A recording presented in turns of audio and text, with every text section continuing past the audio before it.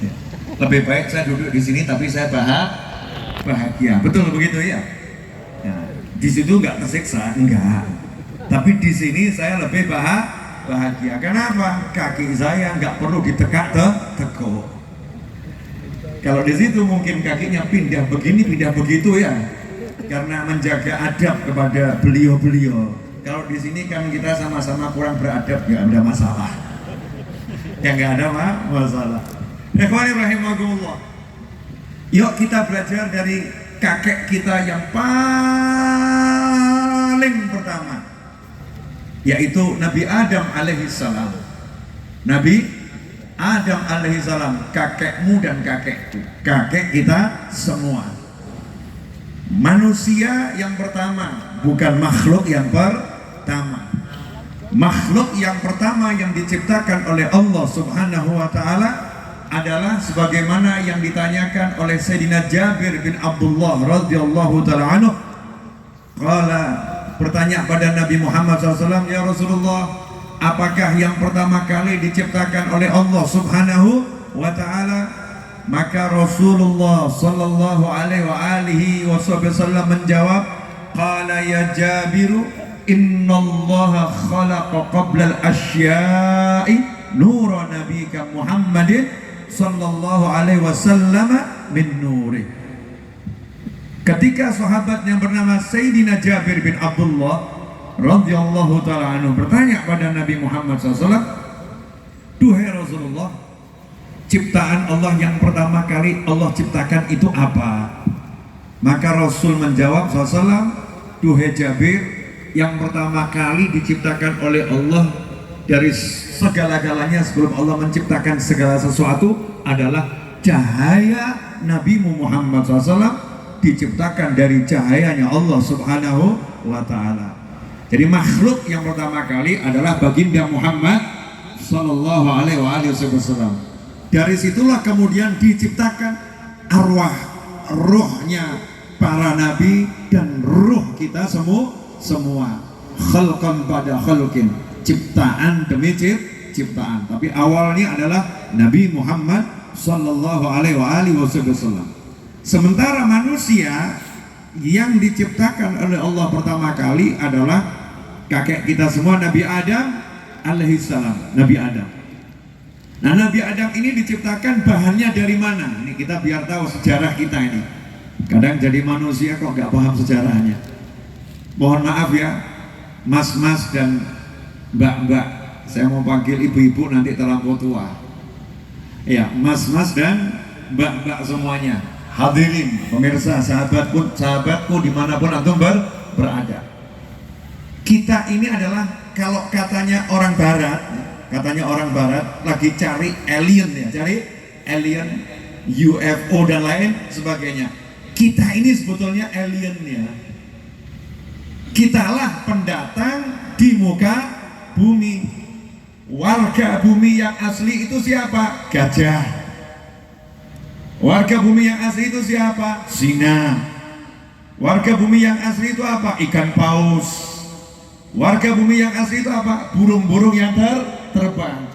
Di bumi nggak ada manusia. Makanya di muka bumi ini kita yang paling berbeda. Coba cari kembaranmu di kebun binatang, nggak ketemu. Cari kembaran kita di muka bumi, nggak mungkin ketemu. Kenapa? Karena asal kita bukan dari sini. Di sini kita cuma numpang tinggal. Ya, numpang tinggal. Siapa manusia yang pertama kali landing di muka bumi? Yaitu Nabi Adam alaihissalam dan istri beliau tercinta, nenek kita semua, Sayyidatuna Hawa alaihassalam. Nabi Adam dan Siti Hawa. Nanti kita bahas itu. Sabar dulu. Nah, bahannya dari mana?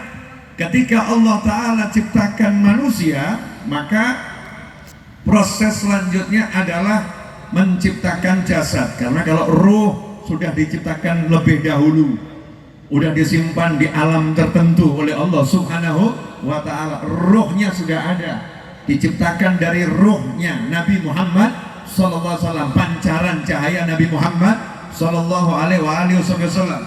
Maka Allah ciptakan jasad ini.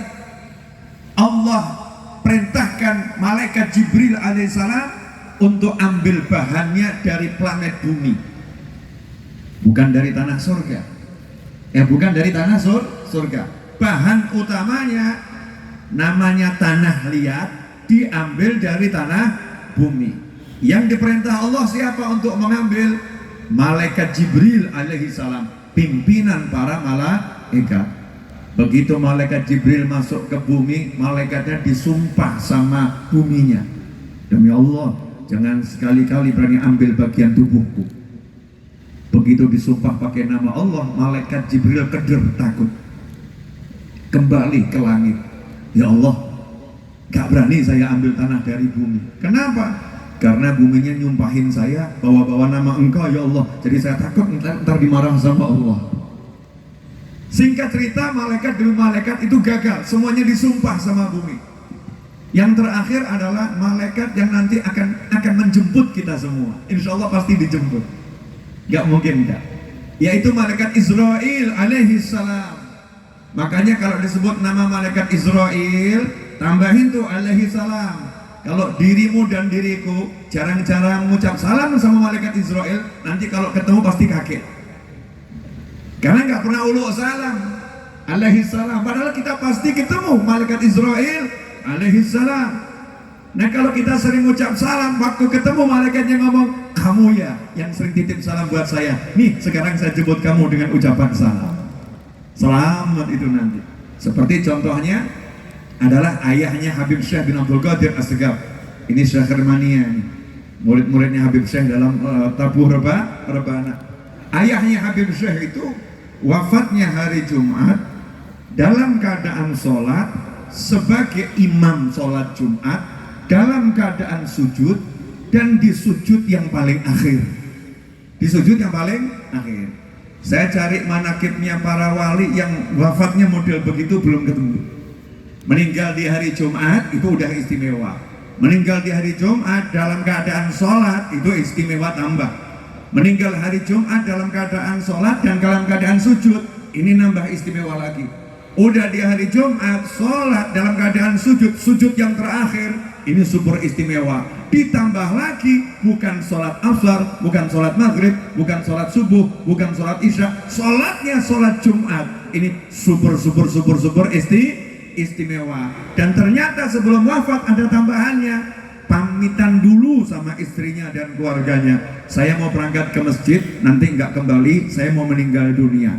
Ganti pakai baju dalam yang baru, kaos yang baru, baju takwa baru, jubah yang baru, sarung yang baru, parfum yang dikasih oleh Habib Syekh dari Mekah dipakai, yang nggak pernah dibuka dipakai, pakai imamah yang baru, kemudian sampai di masjid berkata kepada yang di saf kedua ada anak muda namanya Habib Muhammad Najib bin Toha As-Segaf rahimahullah, udah meninggal juga, ngomong sama Habib Najib yang waktu itu masih muda, nanti kalau terjadi sesuatu dengan saya di sholat, kamu gantikan saya, kamu hari ini maju ke saf yang pertama persis di belakang saya. Habib Najib ini nggak paham apa maksudnya, maka begitu sholat sujud yang terakhir kok nggak bangun-bangun, maka beliau melihat menggantikan imam kan harus lihat benar imamnya terjadi sesuatu atau tidak, mengangkat kepala dikit melihat, ternyata jubahnya ayahnya Habib Syekh dalam keadaan sujud seperti ada yang mengangkat jubahnya ke atas, kemudian jubahnya kembali lagi ke tubuhnya dan tubuhnya tidak bergerak. Maka barulah Habib Najib maju sedikit, kemudian Allahu Akbar, at-tahiyat akhir salam, kemudian semua menghampiri ke depan, ternyata sudah berpulang ke rahmatullah.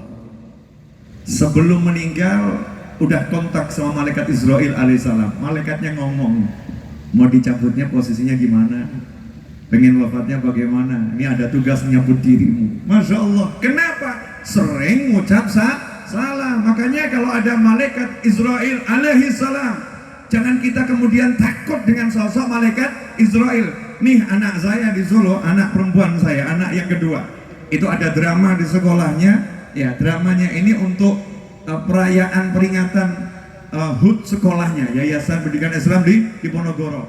Peran anak perempuan saya adalah berperan jadi malaikat Israil alaihissalam. Sama apa lagi?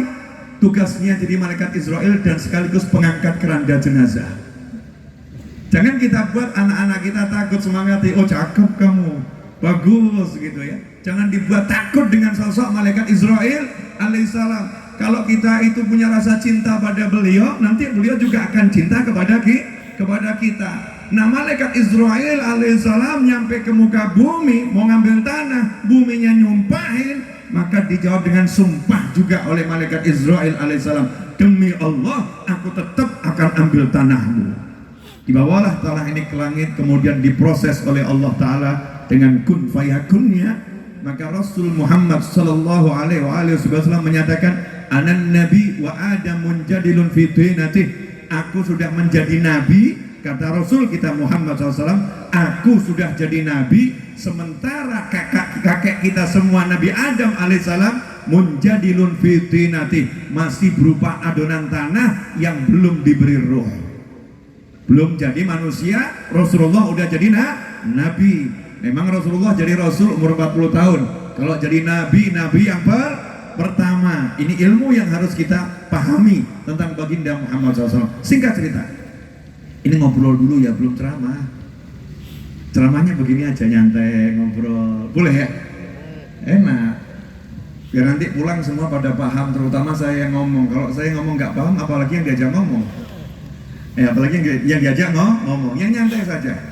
Kita belajar dari kakek kita Nabi Adam alaihissalam. Ditiupkan roh, diberi roh, hiduplah Nabi Adam alaihissalam. Diciptakannya di luar surga, diprosesnya itu di luar surga. Jadi manusia sama Allah dimasukkan ke dalam surga. Pertanyaan saya untuk mas-mas dulu, surga itu indah atau enggak indah? Surga itu indah atau enggak indah?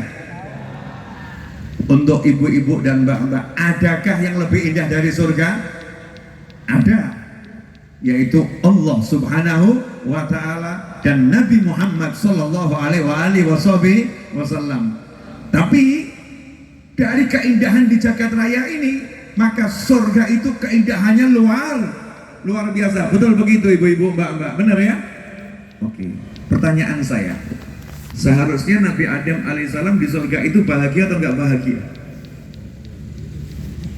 Seharusnya di surga bahagia atau enggak bahagia?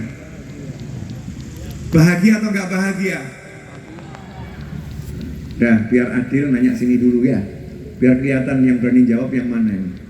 Seharusnya kakek kita Nabi Adam alaihissalam di surga bahagia atau tidak bahagia? Seharusnya bahagia, seharusnya.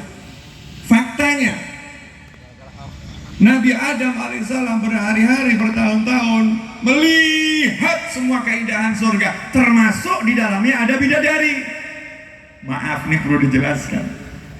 Bidadari udah diciptakan, surga udah lengkap dengan segala keindahannya. Tapi kakek kita Nabi Adam alaihissalam merasakan kesunyian. Ada sesuatu yang beliau rasakan, rasa hampa. Sehingga semua keindahan yang ada itu belum bisa membuat dirinya itu menjadi merasakan unus, merasakan kenyamanan yang luar biasa. Apa sebabnya? Belum ada yang nemenin. Belum ada yang nemenin. Makanya kalimatnya itu Allah ciptakan pasangan untuk apa? Litaskunu ilaiha, agar kamu bisa menemukan sakinah, kenyamanan, ketenangan bersama pasanganmu. Ketenangan, kenyamanan bersama pasanganmu.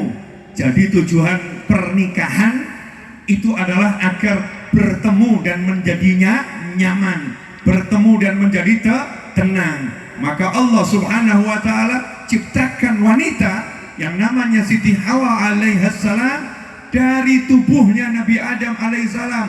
Kakek kita lagi tidur, bangun-bangun di sampingnya ada wanita yang tercantik, yang luar biasa, yang indahnya luar biasa. Begitu lihat, langsung jatuh cinta dan kemudian dinikahkan oleh Allah Ta'ala.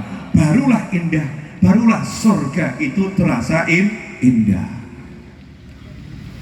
Barulah surga itu terasa indah. Kenapa? Ada yang nemenin, ada yang dicintai, hidupnya saling mencintai, hidupnya saling menyayangi, berdua. Maka keduanya menikmati surga, tapi nggak pengen pindah kemana-mana. hikmatullah, Allah udah janji Nabi Adam, istrinya, manusia diciptakan itu ya untuk menjadi khalifah di muka bumi, untuk memimpin di muka bumi, untuk merawat bumi, untuk menjaga bumi sampai batas waktu yang ditentukan oleh Allah Subhanahu wa ta'ala. Maka iblis, nah ini asik lagi nih, boleh dilanjut? Boleh ya cerita-cerita gini aja ya? Yang penting manfaat. Iblis itu bencinya sama kakek kita Nabi Adam alaihissalam gak ketulungan, luar biasa. Kenapa? Karena iblis itu kan bukan malaikat. Iblis itu bangsa jin, bukan malah malaikat. Jin itu dari api, malaikat dari cahaya.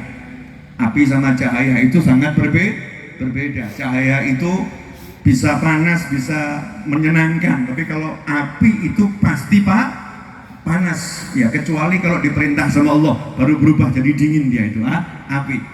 Nah iblis ini karena berjasa, maka iblis ini kumpulnya dengan malaikat. Tugasnya waktu itu adalah membinasakan yang tinggal di bumi yang gak nurut sama Allah Ta'ala bersama para malaikat. Makanya sekarang ditemukan fosil-fosil dinosaurus jutaan tahun, ya itulah penghuni-penghuni bumi yang dulu itu durhaka pada Allah Subhanahu wa ta'ala, dihancurkan oleh Allah Subhanahu wa ta'ala. Salah satu pasukannya adalah iblis bersama para malaikat. Tiba-tiba ada warga baru di jagat raya namanya Adam alaihissalam, dan semua disuruh menghormati Nabi Adam alaihissalam, semua disuruh sujud pada Nabi Adam alaihissalam. Maka iblis ya dengki, iblis iri. Baru lahir udah mau mimpin. Pendatang baru udah mau megang kekuasaan. Siapa dia? Itulah namanya iri dengki. Dan itulah penyakit pertama kali di jagat raya, kebusukan hati pertama kali di jagat raya, yang kemudian sama iblis masukkan ke dalam relung jiwa manusia. Setelah itu iblis jadi sombong dan berdalih, aku dari api, dia dari tanah, api lebih mulia dari tanah. Itulah penyakit turunannya dengki, namanya sombong. Akhirnya iblis berjuang, gak boleh ini Adam dan istrinya tinggal di surga, maka harus dikeluarkan. Iblis merasa berhasil mengeluarkan manusia dari surga, padahal itu rencana Allah Subhanahu wa ta'ala. Allah lagi pakai iblis untuk menjalankan rencananya. Makanya iblisnya lagi-lagi gigit jari. Aku dengki sama dia, aku pengen dia nggak di surga. Ternyata justru aku yang mengantarkan dia tinggal di muka bumi dan jadi khalifah sesuai rencana Allah Ta'ala. Lagi-lagi aku gagal. Iblis mendongkol. Ini pelajaran. Orang yang iri dan orang yang dengki gak pernah mungkin bisa menang. Hidupnya akan selalu dongkol dan hatinya gak akan pernah menemukan kenyamanan. Oke, balik lagi masalah surga, boleh ya? Mas Eto, berapa menit Mas Eto? Ya, sudah 20 menit ini belum ceramah. Mukaddimah tahap awal. Belum ceramah. Nyantai ya duduknya, yang kakinya mau julurkan gak apa-apa. Kalau yang di atas jangan. Yang di atas masalahnya ini pembesar semua ini. Kecuali kalau semua sepakat, oke nggak apa-apa, ayo kita. Karena kata Ibnu Arabi radhiyallahu taala anhu, beliau mengatakan, hei murid-muridku, saya mau ngarang kitab. Judulnya Tarkul Adab Minal Adab. Meninggalkan tata kesopanan bagian dari tata kesopanan. Meninggalkan sopan santun bagian sopan santun.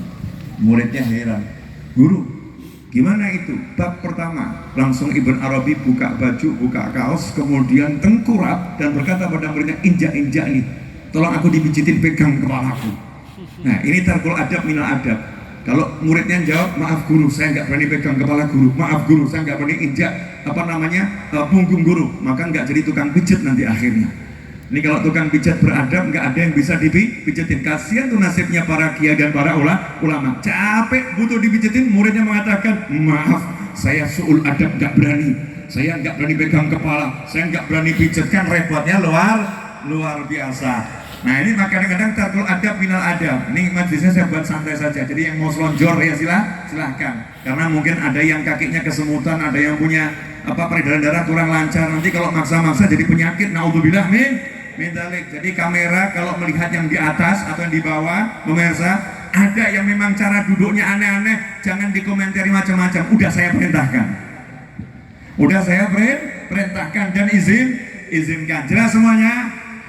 Nah, karena kita mau belajar yang enak, yang santai. Boleh ya? Di surga berdua nih kakek nenek kita baru betul-betul merasakan indahnya surga setelah hatinya menemukan tambatan jiwa, cinta kasih, saling menyayangi satu dengan yang lain. Makanya manusia kalau meninggalkan ini hidupnya nggak mungkin bahagia. Dan manusia kalau mau ya mengikat cinta satu dengan yang lain, muslim dengan yang muslim, muslimah dengan muslimah, antar manusia yang satu dengan manusia yang lain, mau mengikat cinta, maka Allah akan pakai dia pada surga yang paling tinggi. Allah akan naikkan derajatnya lebih cepat daripada orang-orang yang kelihatannya ahli ibadah tapi hatinya nggak bisa jadi satu, hatinya saling dengki, hatinya saling iri, hatinya saling memusuhi. Nggak mungkin bisa menemukan kenikmatan yang semacam itu. Kenapa? Orang yang iri, orang yang dengki itu hidupnya ngurusin orang lain terus, sehingga nggak bisa merasakan kenikmatan yang dia miliki. Ikhwani rahimakumullah. Karena itu saya tadi sengaja duduk sambil buka-buka biar dapat barokah ya. Saya cek beberapa hadits yang pernah saya dengar. Ya, hadits yang pernah saya dengar. Biar barokah, maka saya kutip langsung ya. Saya kutip langsung karena kita mendengar sabda Nabi Muhammad sallallahu alaihi wasallam. Hadits ini ada di kitab Sahih Muslim atau juga di kitab Sahih Bukhari dan Sahih yang lain. Saya bacakan yang riwayat dari Sahih Muslim. Qala Rasulullah sallallahu alaihi wasallam, anna rajulan zara akhan lahu fi qaryatin ukhra fa arsadallahu lahu ala madrajatihi malakan falamma ata alaihi qala aina turid qala uridu akhan li fi hadhihi alqaryah qala hal laka alaihi min ni'matin tarubbuha qala la ghaira anni ahbabtuhu fillah azza wa jalla qala fa inni rasulullah ilaika bi anna Allah qad ahabbaka kama ahbabtahu fi. Perlu dibahas atau enggak nih? Nyanda ya? Ya sama Habib Novel ya begini, saya kalau ngomong apa yang ada di hati saya. Kalau nggak ada di hati saya nggak mau saya omongkan. Perkara kamu suka boleh, nggak suka nggak ngurus. Karena yang penting hati saya seneng, capek saya ngurus senengnya orang lain terus. Selama yang saya lakukan itu disenangi Allah dan Rasulnya Muhammad SAW, selesai. Ya, selesai. Ya, aku juga berusaha sih buat kamu seneng kan begitu. Rasul bersabda, anna rajulan zara akhan lahu fi qaryatin ukhra. Ini Nabi kita Muhammad SAW mendapatkan mukasyafah kalau bahasa kita gitu, penyingkapan. Karena yang terjadi ini bukan perumpamaan, tapi suatu peristiwa yang sudah terjadi. Ada suatu peristiwa sudah terjadi di masa lampau. Sementara Nabi kita Muhammad SAW hidup di masa yang kemudian. Karena itulah dikatakan Rasul kita Muhammad SAW mengetahui yang gaib dengan izin Allah, baik yang lewat sekarang maupun yang akan datang. Itulah Nabi Muhammad SAW. Pengetahuan yang pasti, bukan perkiraan, bukan hasil kumpulan data, kemudian kesimpulan, enggak, tetapi wahyu ilahi. Kenapa? Karena baginda Muhammad SAW wa ma yantiqu 'anil hawa. Allah mengatakan Rasulullah sallallahu alaihi wasallam tidak pernah berbicara dengan egonya, dengan nafsunya, dengan hawanya, melainkan wahyu yuha. Tetapi semua yang beliau sampaikan SAW adalah wahyu dari Allah Subhanahu wa ta'ala. Rasul menceritakan di masa lampau ada seseorang laki-laki yang dia meninggalkan tempat tinggalnya menuju suatu wilayah. Di tengah jalan Allah sengaja persiapkan satu malaikat yang menyamar jadi manusia. Allah siapkan satu malaikat yang nyamar jadi manusia. Ingat ya, ini belum ceramah, nanti saya akan ceramah. Tapi tolong pembukaan ini didengarkan dulu, karena nanti nyambungnya ke sini semua. Tadi saya udah dipesenin sama Mas Seto, Beb, jangan lama-lama ceramahnya, lebih cepat lebih baik. Ya, Mas Seto di bawah itu, ya, 1 jam cukup, Beb.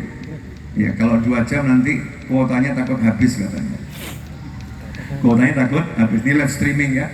Saya siarkan live streaming di channel YouTube saya. Bagi yang belum subscribe, tolong segera subscribe.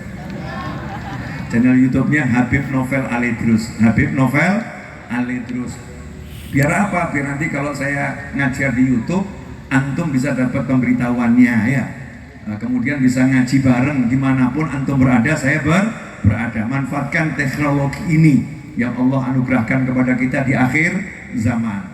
Nah, rahimahumullah, ada seorang pria, misal nih, dari Samarinda ke Sanga-Sanga ya, Samarinda ke Sanga-Sanga, dari Balikpapan ke Sanga-Sanga, atau dari Solo, saya nih dari Solo ke Sanga-Sanga, Mas Seto dari Sukoharjo ya ke Sanga-Sanga, Mas Suroto di belakang nih, saya ajak Mas Suroto dari Karanganyar ke Sanga-Sanga.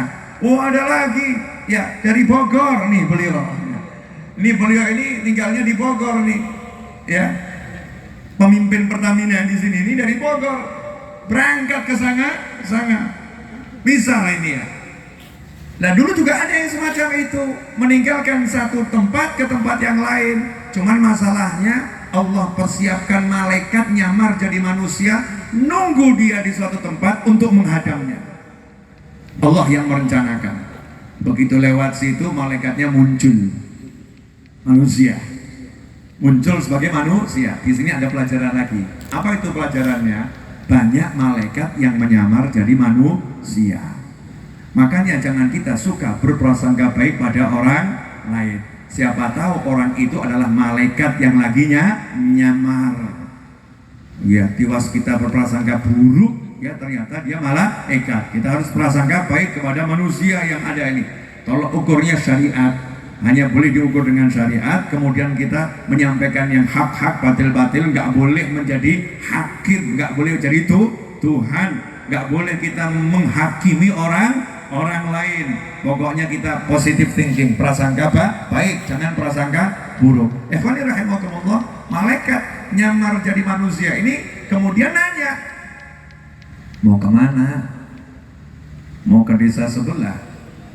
Ngapain ke sana? Mau ketemu teman saya. Kamu partner bisnisnya ya? Kamu lagi muterin duitnya, atau kamu puterin barangnya? Sekarang kamu mau ke sana, mau ketemu, mau bahas bisnisnya nih, bagi-bagi untung hasil gitu? Enggak. Nah, ngapain kamu ke sana?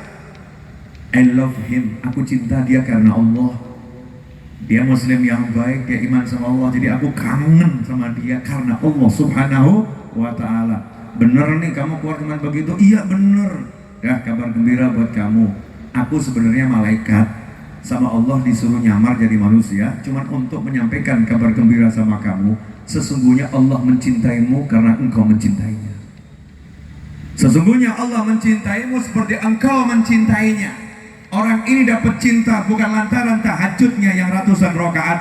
Orang ini dapat cintanya Allah Ta'ala bukan lantaran sodakohnya tiap hari.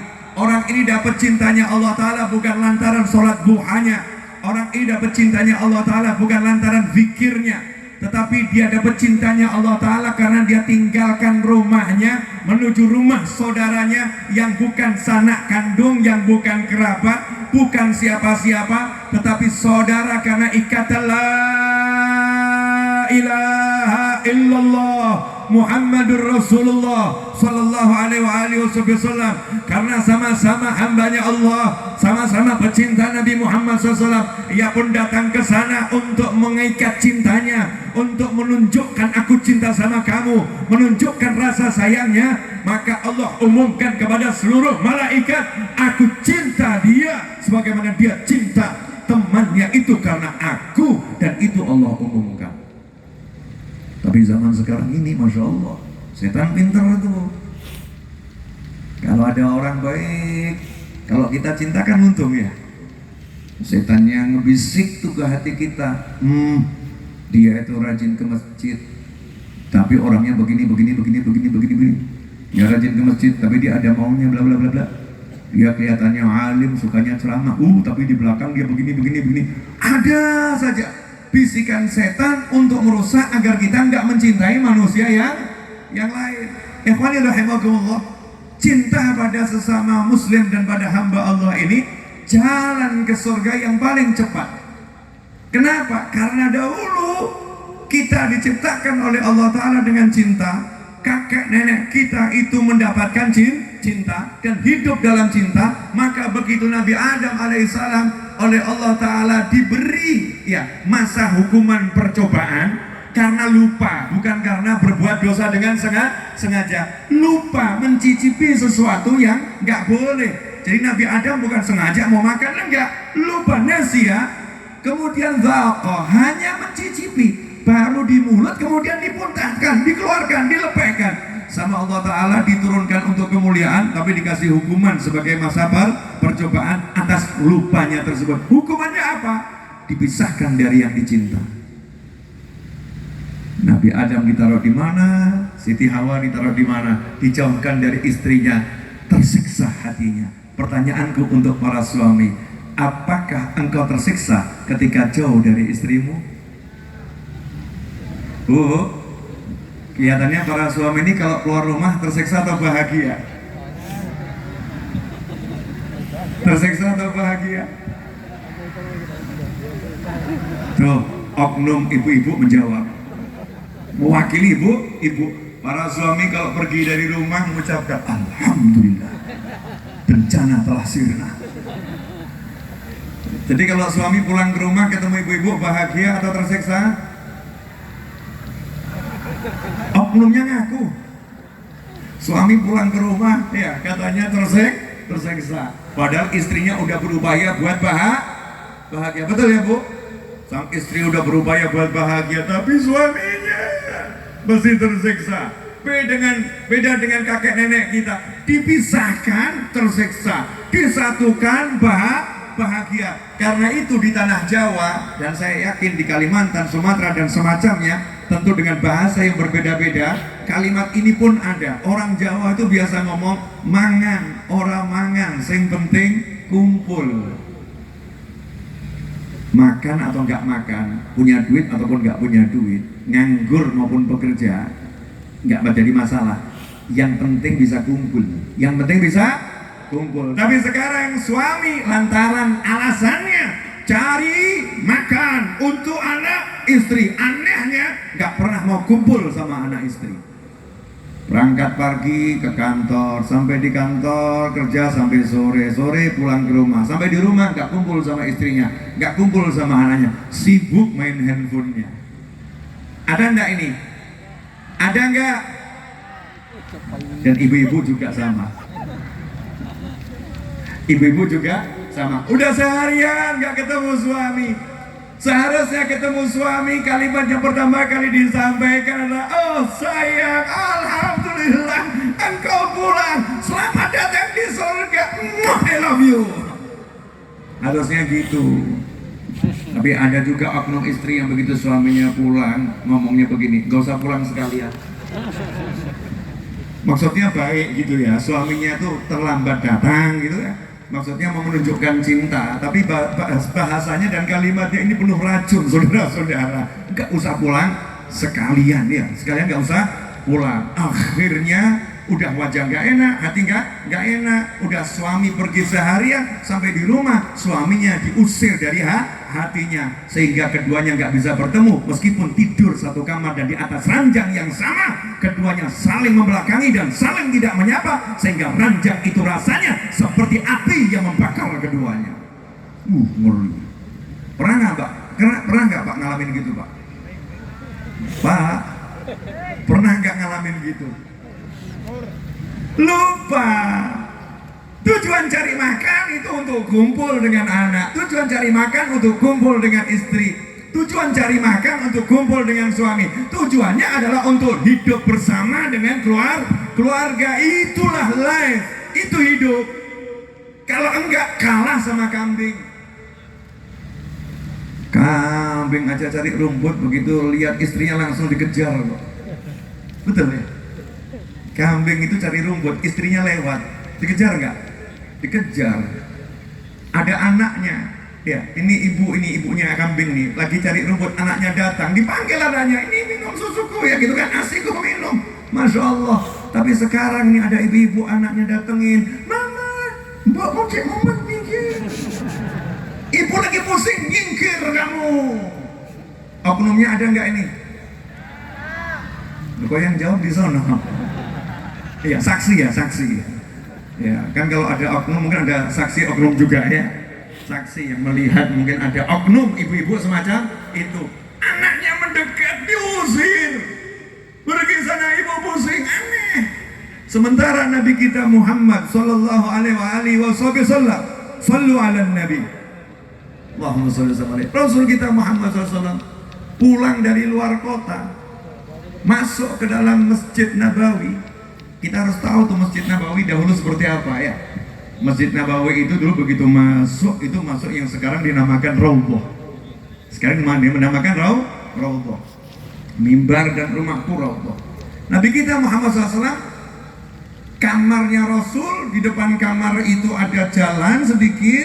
Nah, jalan itu dibatasin tembok, temboknya itu Masjid Nabawi. Dan pintunya dari tembok itu ke rumah Nabi hanya kain, hanya kain, nggak ada pintunya. Di samping rumah Nabi SAW persis adalah rumah putri beliau Fatimah Zahra radhiyallahu taala anha dan suaminya Sayyidina Ali bin Abi Thalib radhiyallahu taala anhu.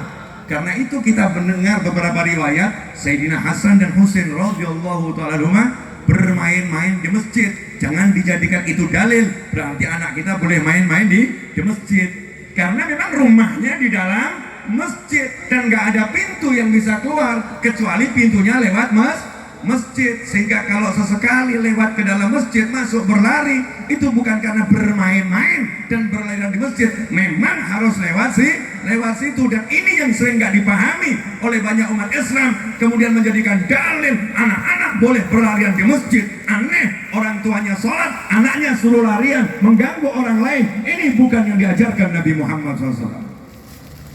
Anak boleh dibawa ke masjid, dudukkan nih, didampingin. Bukan justru anaknya dibawa ke masjid tapi untuk ganggu orang lain. Ini bukan sesuatu yang diajarkan. Maka cita-cita saya nanti insya Allah kalau saya bangun masjid yang gede, itu di depan saya akan buat playground yang besar. Kenapa? Orang kalau ke mall itu pada nitipin anaknya ke playground biar gak ganggu belanjanya, anaknya suruh main. Betul ya? Nah ini biar gak ganggu orang ibadah, anak memang tugasnya main, kasih tempat bermain. Siapa yang mau mewujudkan di Indonesia, tiru ide saya ini biar saya dapat pahalanya. Jadi ada masjid, ada playgroundnya, masjid ada playgroundnya. Nanti ada yang jaga di situ. Siapa yang jaga di situ? Wanita-wanita yang lagi berhalangan, yang lagi tidak sholat, biar dapat pahalanya orang sholat. Jaga itu anak-anak yang ibunya pengen sholat, bapaknya pengen sholat, ajak bermain. Nabi kita Muhammad SAW dari masjid masuk ke rumah, nggak langsung rumah beliau dahulu dalam keadaan capek. Setelah sholat sunnah dari safar 2 rakaat, Nabi kita Muhammad SAW masuk ke area kompleks kecil perumahan Nabi Muhammad SAW. Yang disamperin adalah rumahnya Fatimah Zahra radhiyallahu taala anha. Rasul nggak cari istrinya, tapi cari putrinya. Rasul nggak cari istrinya, tapi cari putrinya. Dan nggak ada kemudian istri-istri Nabi Muhammad SAW marah, kenapa engkau utamakan anakmu daripada aku? Oh, Masya Allah. Kadang-kadang nih ya ada ibu itu sama anak tiri cemburu, sama anak tiri cemburu. Rasulullah SAW menghampiri putrinya dan Fatimah Zahra radhiyallahu taala ngerti kalau ayahnya datang, udah dapat berita ayah mau datang, maka beliau nunggu di depan pintu. Begitu Nabi Muhammad SAW masuk ke dalam rumah, Fatimah Zahra radhiyallahu taala langsung keningnya dikecup oleh Nabi Muhammad sallallahu alaihi wasallam dan Rasul pun mengecup keningnya Fatimah Zahra radhiyallahu taala anha.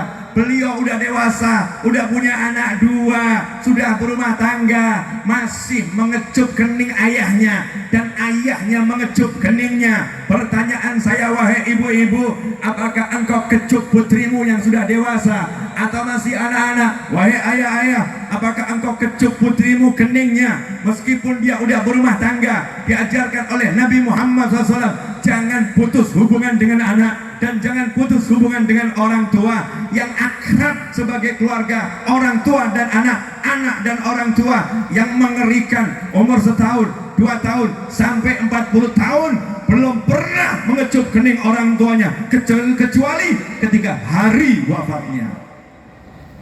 Masya Allah, tiap hari ketemu gak pernah ngecup kening orang tuanya. Begitu orang tuanya meninggal dunia nangis, "Mama." Orang tua yang jawab, "Telat dong." Terlambat kamu, Bu.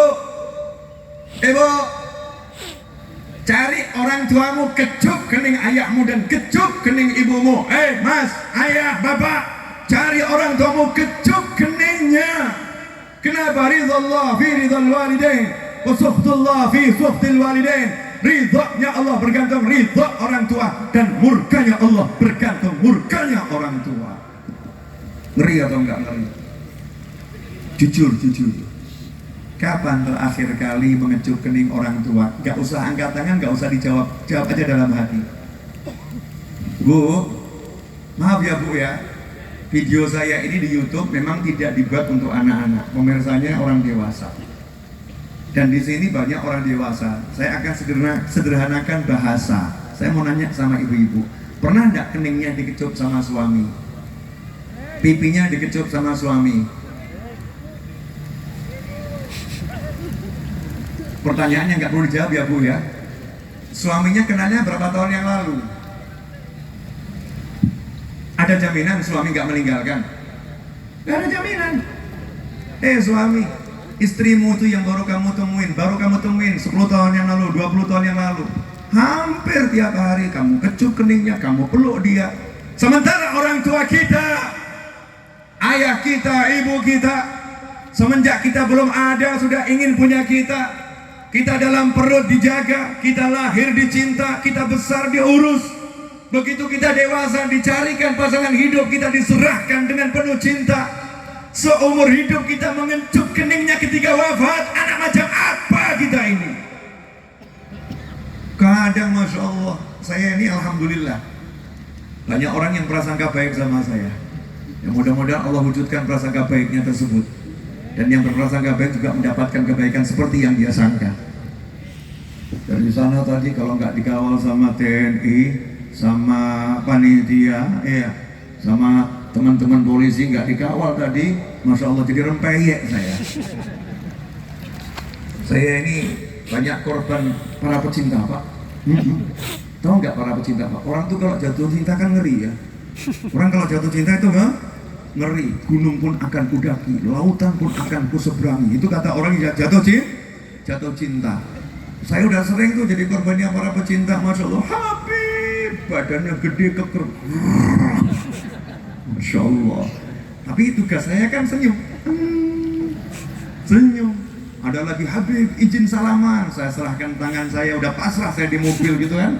Saya serahkan tangan saya, ternyata 4 jari saya dipegang, jempol saya dimasukkan ke mulutnya, kemudian kamu nih. Masya Allah, ikhwani rahimakumullah. Selesai dari situ saya cari pom bensin Pertamina. Kemudian cuci tangan dengan karbol, saudara-saudara. Karena bisa mengandung bakteri yang mengerikan ya.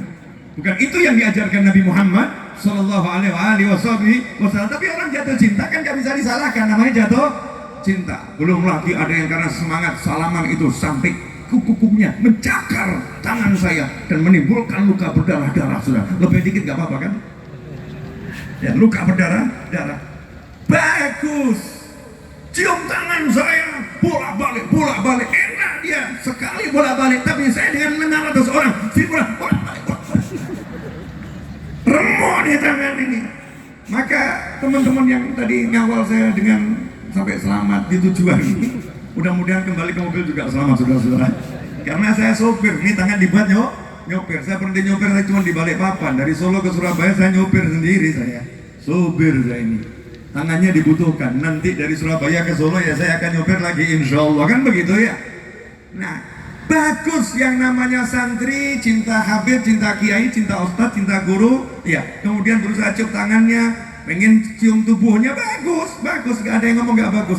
Tapi aneh, kalau kamu lihat orang tuamu gak begitu. Tapi aneh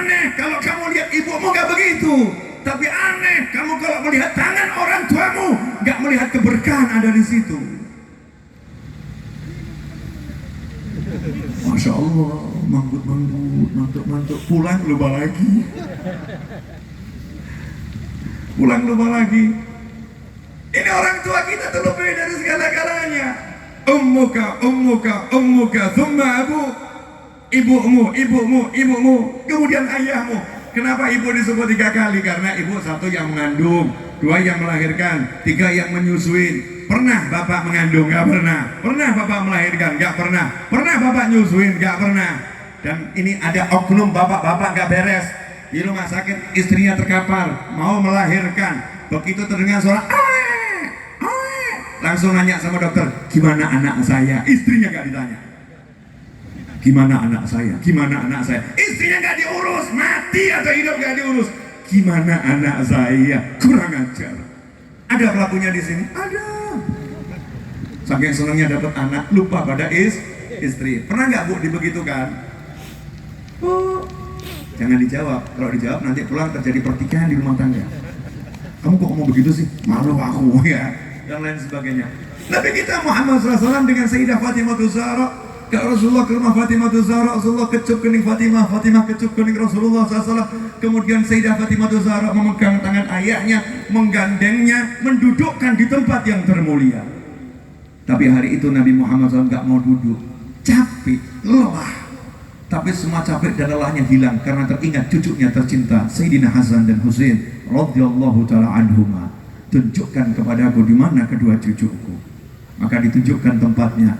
Nabi kita Muhammad SAW langsung merangkak. Nabi Rasul merangkak. Kemudian ngomong kepada cucunya keduanya, naik ke punggung kakekmu, naik. Setelah itu berkeliling ruangan dengan senyum yang indah. Cucunya ketawa bahagia. Setelah itu bergantian satu demi satu. Sahabat yang lihat pun iri. Rasul pun mengatakan, sebaik-baik penunggang kendaraan adalah kalian berdua, dan kendaraan terbaik yang kalian tunggangi adalah aku. Sallu ala Nabi. Allahumma salli. Ini Rasulullah ngajarin hidup. Rasulullah ngajarin hidup. Rasulullah ngajarin hidup. Nah sementara kita hidup tiap hari punya anak, punya istri, punya suami, masih merasa miskin, masih merasa kurang. Aneh. Udah berapa menit Mas Seto? Kan baru mau ke Cima. Udah 50 menit. Mukadimah. Gimana Pak Ketua? Lanjut atau cukup? Lanjut. Nah, saya kan tergantung Pak Ketua sama yang punya kota. Boleh dilanjut Pak? Alhamdulillah. Nah, kuotanya udah terisi sendiri. Paketnya halu. Lanjut boleh? Bu, jujur ya, jujur. Saya tadi pagi sebelum berangkat ke sini, saya bermain-main sama anak saya. Saya titik-titik ya. Udah gede. Bahagianya saya luar biasa. Saya kalau ketemu anak saya yang paling kecil, langsung anak saya ngomong, jadi kuda, siap. Cuknek, jadi kuda. Wah, anak saya bahagia. Saya lebih bahagia. Hidup, that's life. Itulah hidup. Where you be happy if you go to. Mana ya? Mau bahagia kok harus pergi ke kebun binatang. Mau bahagia kok harus pergi ke mall. Mau bahagia kok harus pergi ke Eropa. Mau bahagia kok harus pergi ke tempat-tempat wisata. Bahagiamu ada di rumahmu. Baituk jannatuk, baiti jannati, rumahku surgaku. Mau di rumah ada surga kok carinya jauh-jauh. Sama anak itu loh menyenangkan. Saya main sama anak saya begini, Mas Eto, bisa dilepas nggak? Kamu bisa tinggal atau harus pegang? Hah? Bisa tinggal? Nek di sini. Sebentar mau praktek aja. Nek di sini. Gimana caranya terserah. Ini ilmu ya biar Mas Eto nggak tidur. Kadang-kadang beliau tuh memanfaatkan waktu senggang begini untuk istirahat. Enak bener, saya nggak tidur, dia mau tidur. Canda-canda ya. Boleh saya mau contohkan cara saya main sama anak-anak saya, boleh? Ini ibadah gitu loh. Jadi ibadah itu bukan melulu sholat, puasa, ya. Umroh, bukan itu saja, itu ibadah, tapi ini juga ibadah nih sama anak nih. Boleh ya contoh ya?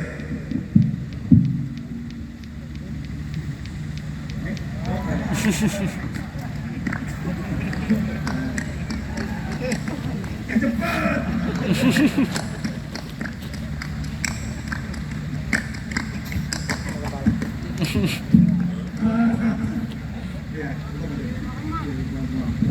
Ya, itu cuma contoh.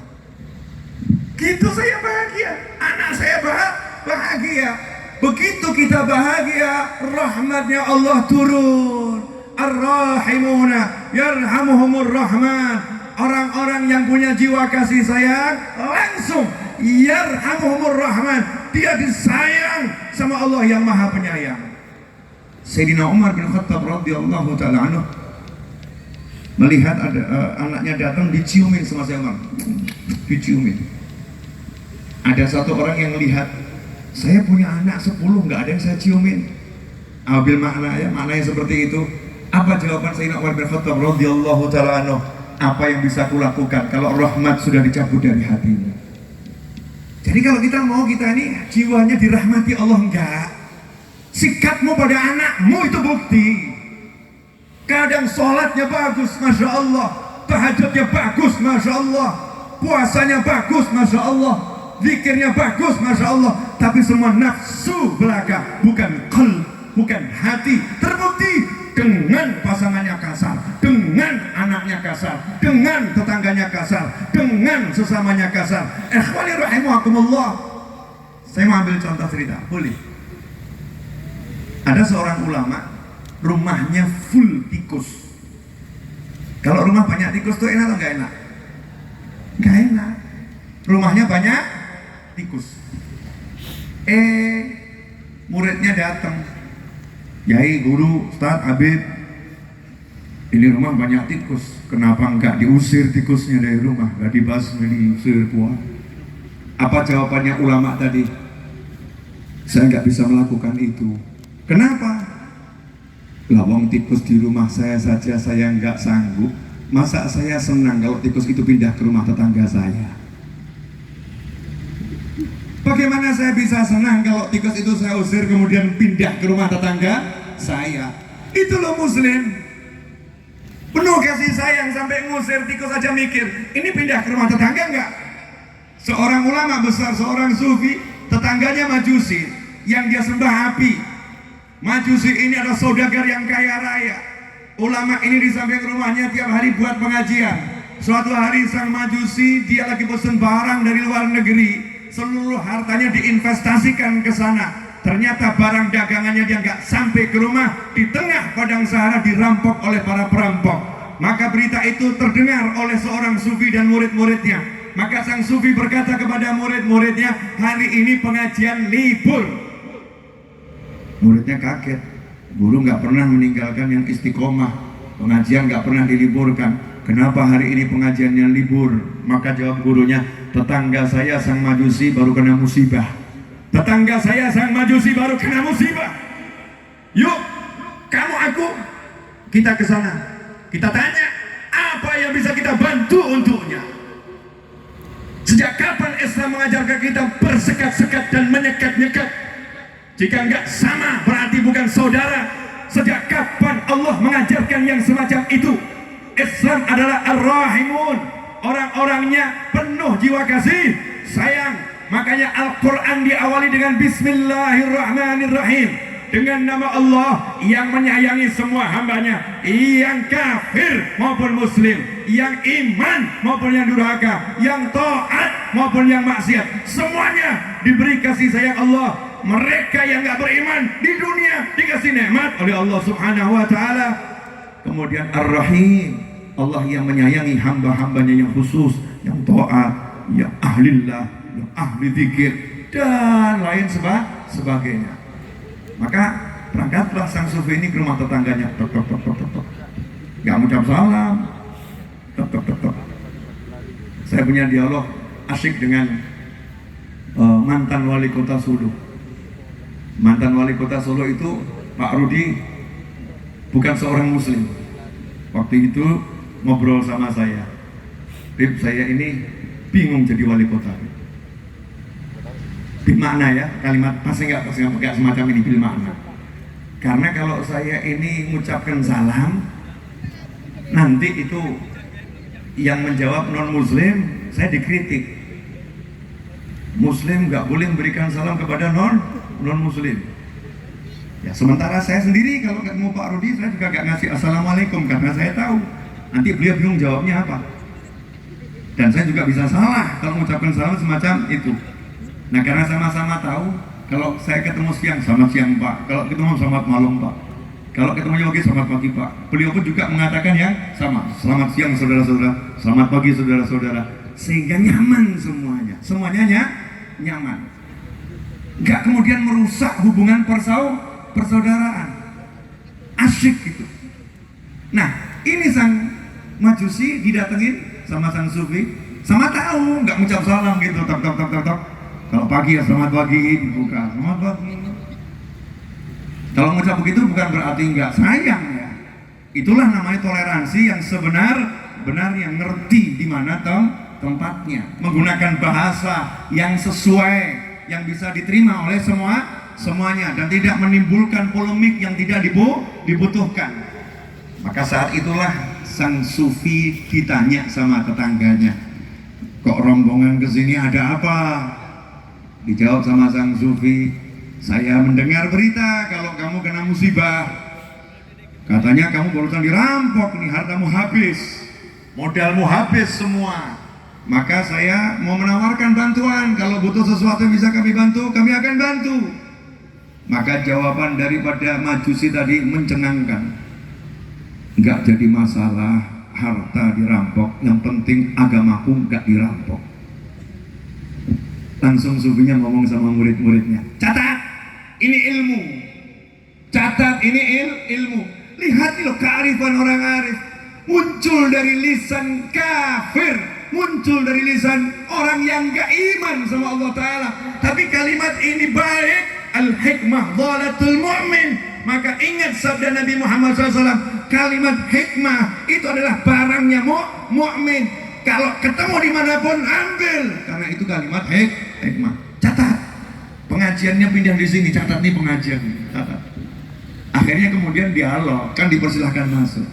Majusi penyembah api ini, ya seorang Majusi penyembah api dialog dengan seorang Sufi. Sufinya nanya santai. Kalau bahasa kita, Pak gitu ya, Pak, kenapa sih Bapak nyembah api? Kenapa nggak nyembah Allah? Ngobrol. Dijawab sama Majusi, kalau saya, ini ya dalam kisah ini Majusi itu jawabnya begini, kalau saya, karena nanti yang di neraka itu yang bakar api. Jadi dia percaya di neraka itu yang bakar api. Maka di dunia ini saya baik-baik sama api. Kalau saya udah baik-baik sama api, nanti di neraka saya akan dibakar sama api. Makanya apinya saya puja. Oh begitu? Iya. Terus kata sang Sufi, kamu yakin nanti di neraka apinya ingat sama kamu? Kamu yakin di neraka apinya ingat sama kamu? Yakin. Kenapa nggak dibuktikan di dunia dulu? Dia ingat nggak sama kamu? Dia kenal nggak sama kamu? Kamu udah 70 tahun sembah dia, 70 tahun puja dia. Kira-kira dia kenal nggak sama kamu? Ingat nggak sama kamu? Kata Majusi tadi, masuk akal. Masuk akal, ini dialog ya. Dialog nyantai, lihat nih cara menyampaikan pemikiran. Enggak harus teriak-teriak, enggak perlu memaksakan orang. La ikraha fiddin, enggak ada paksaan dalam kehidupan beragama. Wa ma 'alaika illal balagh, tugasmu hanya menyampaikan, ngobrol sehingga bisa terjadi transaksi ilmu, duduk bareng. Kalau nggak bisa duduk bareng, bagaimana bisa menjelaskan? Apa yang terjadi?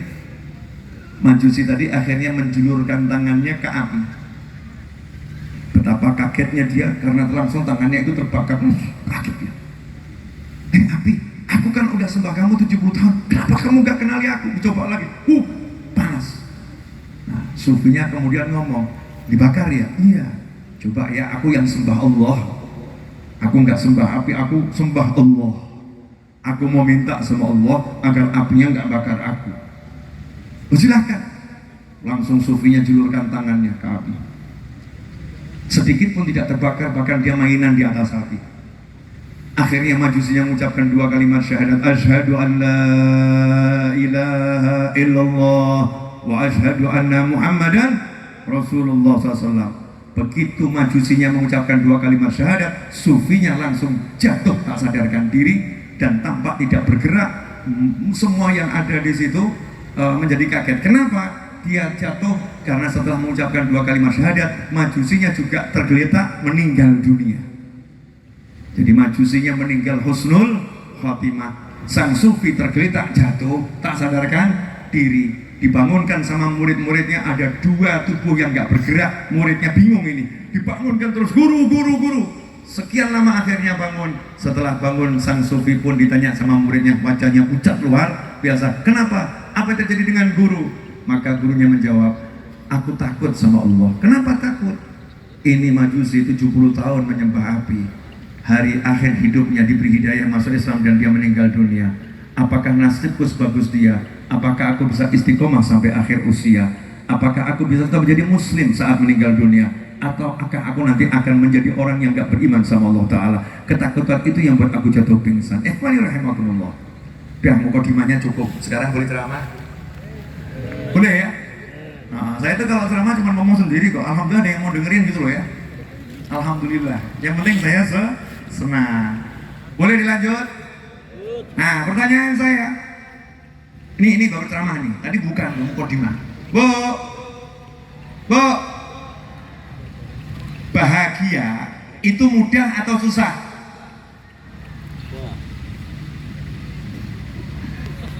Bahagia itu cara menggapainya mudah atau susah?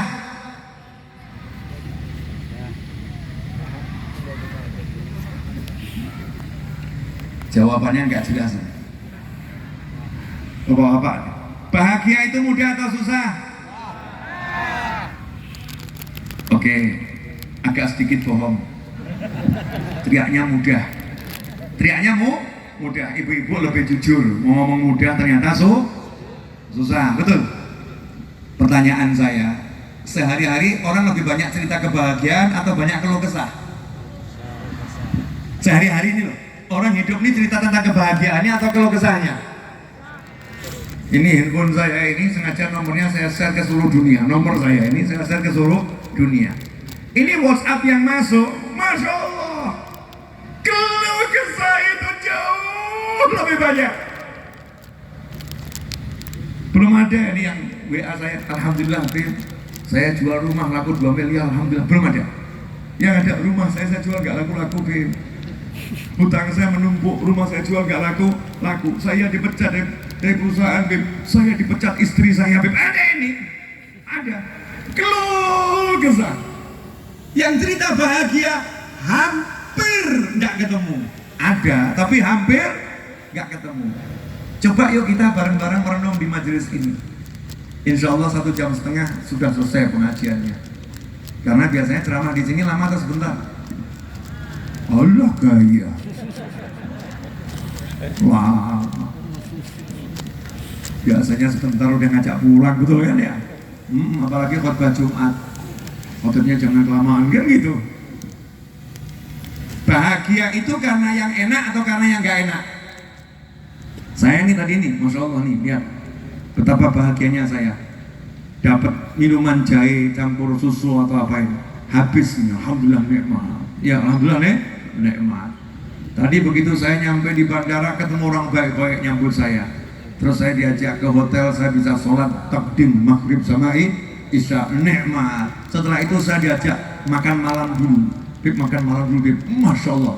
Kan udah maghrib, jadi makan malam dulu, makan malam. Makannya enak, alhamdulillah nikmat. Naik mobil disupirin Mas Irfan, Masya Allah, dulunya pembalap, supirannya enak. Nikmat lah lagi. Sampai di sini juga bisa begini, bisa main. Nikmatnya luar nikmat. Karena ada yang nikmat, maka saya bahagia, betul? Oke. Coba sekarang cek. Alasan untuk kita mendapatkan nikmat itu banyak atau sedikit? Sebetulnya nikmat kita banyak atau sedikit? Gak bisa dihitung. Kamu tinggal di Sanga-Sanga, duduk di sini nggak bahagia, aneh. Orang gila saja di sini bahagia kok. Orang gila kalau masuk lapangan ini kan dia yang paling bahagia, ketawa-ketawa. Betul, bahagia dia. Nah, orang gila aja bisa bahagia, masa yang waras bingung cari jalan bahagia?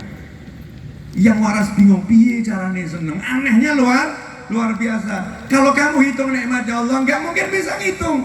Karena Allah kalau kasih nikmat over, nggak pernah berhenti, terus dikasih nikmat. Contoh boleh ya? Siapa tadi pagi yang bangun tidur hidup, angkat tangan. Semua ya? Oke. Tadi pagi waktu bangun tidur hidup, apakah kamu teriak-teriak?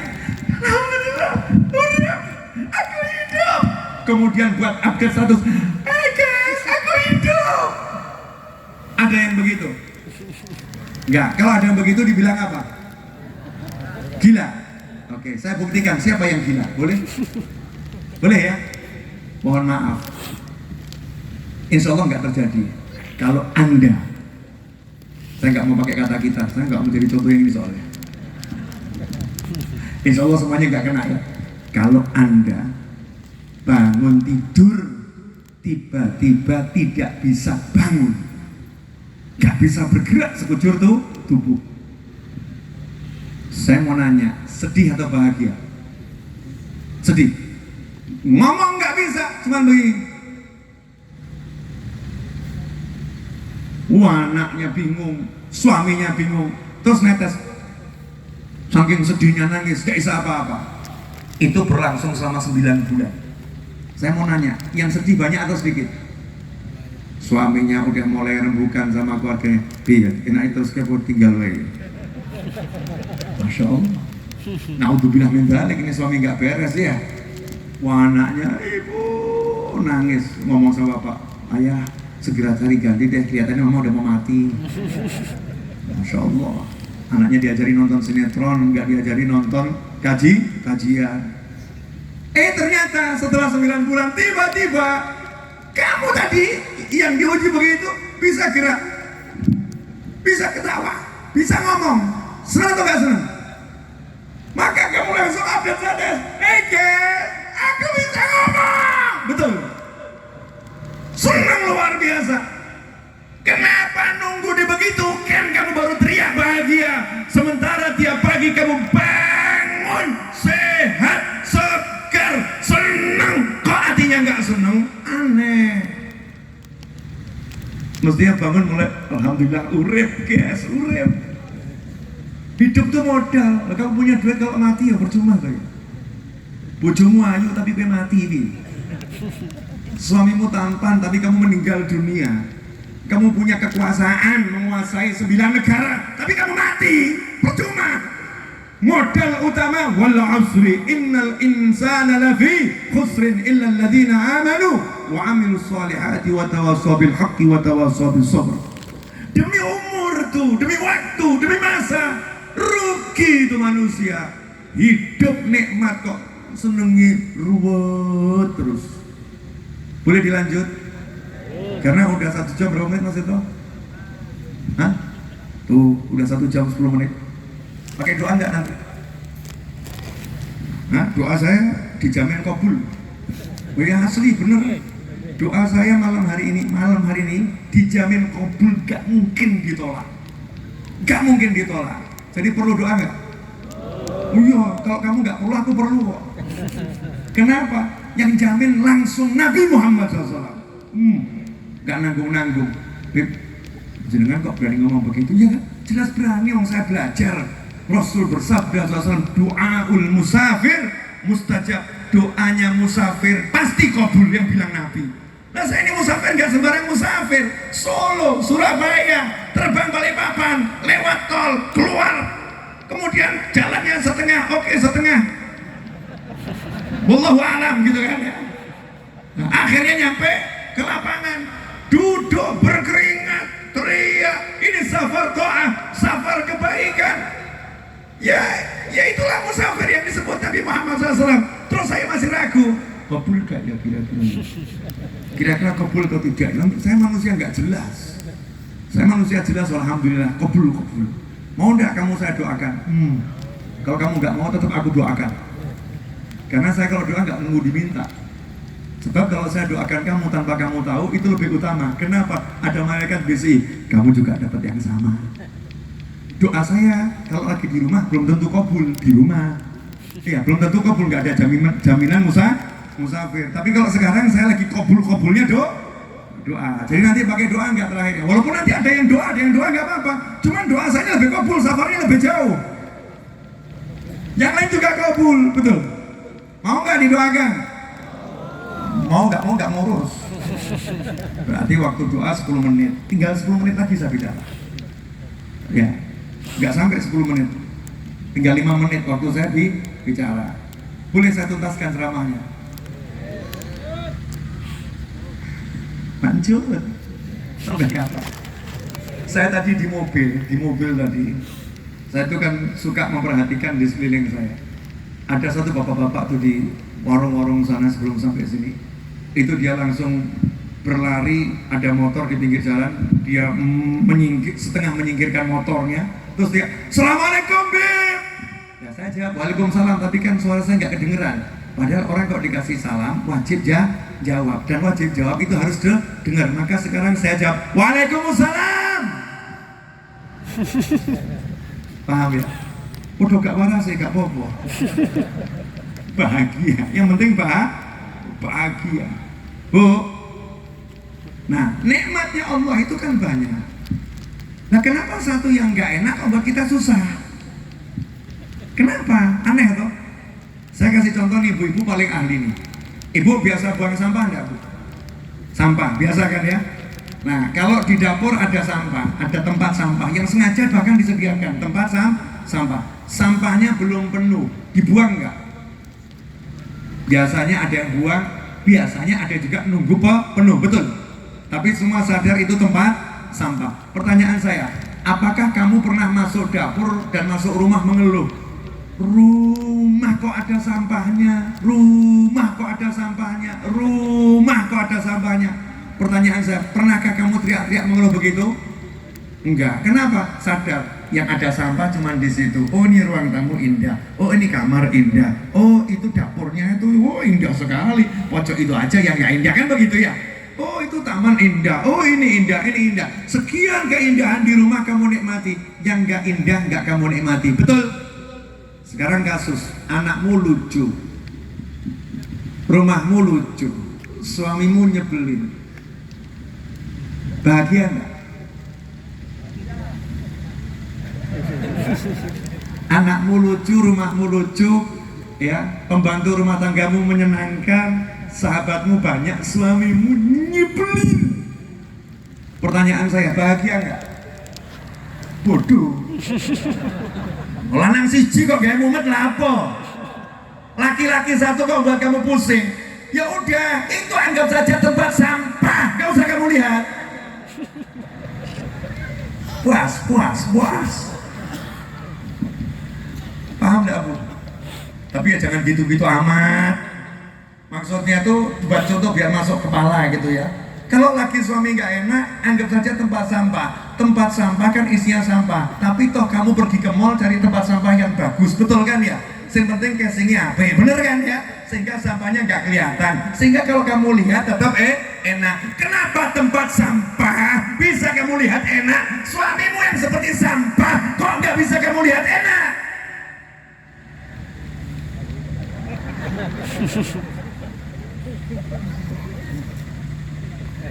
Kalau contohnya begini Pak, baru masuk akal Pak, baru bisa diterima. Kadang kasih contoh hadits ayat Quran nggak paham. Kenapa gitu? Belum lagi ada sendok, ada garpu, ada macam-macam anak lucu. Ya bersenang-senanglah dengan itu. La in syakartum la azidannakum wa la in kafartum inna adzabi la syadid. Nanti kalau kamu senang menikmati anakmu, senang menikmati rumahmu, suamimu yang tampaknya nggak enak buat kamu akan dibuat jadi enak untukmu oleh Allah Ta'ala. Yang penting jalankan kewajiban. Sampah itu disimpan, ya kan? Ditutupi, ya. Nanti ada aromanya disemprot biar wangi, kan begitu? Betul? Begitu cara memperlakukan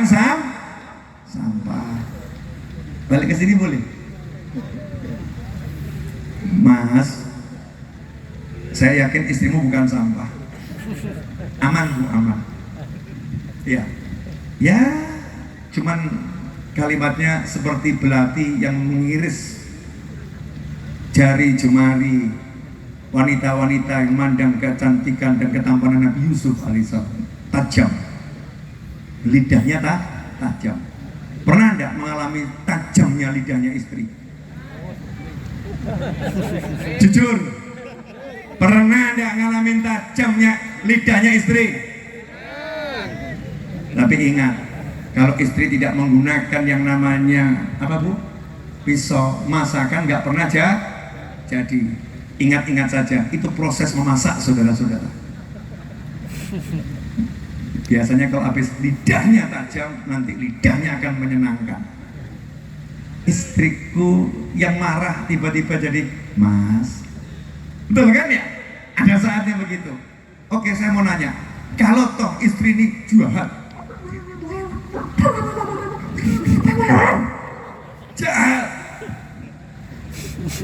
satu kalimat yang pengen saya pesankan pada antum semua, ingat, ya ingat, minimal kalau kamu punya anak dari dia sudah rela menyerahkan nyawanya demi melahirkan anakmu. Mau kamu ganti pakai apa?